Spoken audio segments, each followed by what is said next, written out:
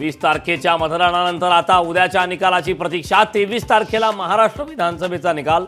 महाराष्ट्राची सत्ता कोणाच्या हाती उद्या ठरणार।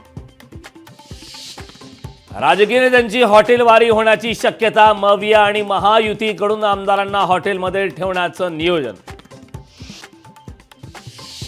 महाविकास आघाडीच्या नेत्यांची आज पुन्हा बैठकीत मतदान केंद्रावरील सुरक्षेचा घेणार आढावा। अपक्षांना सोबत घेण्याची ही मवियाची तयारी। झारखंडमध्ये कमळ फुलण्याची शक्यता। 4 एक्झिट पोल्समध्ये बहुमताचा अंदाज, तर केवळ एका एक्झिट पोलनुसार इंडिया आघाडीचं सरकार पुन्हा सत्तेत येण्याची शक्यता। मणिपूरमधील आंदोलन आठवडाभर स्थगित। दहशतवाद्यांवर कारवाईचे आश्वासन दिल्याने कोकोमीचा निर्णय। मणिपूरमधील संरक्षण दल कायदा रद्द करण्याचीही केली मागणी। पाकिस्तानात मोठा दहशतवादी हल्ला। दहशतवाद्यांकडून प्रवासी व्हॅनवर अंधाधुंद गोळीबार। तब्बल 50 जणांचा मृत्यू तर 20 पेक्षा जास्त जण जखमी।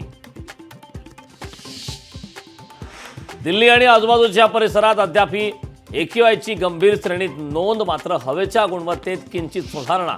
दिल्लीकरांचा सुटकेचा निश्वास। लोकशाही मराठी ऐका, पहा, जागरूक रहा।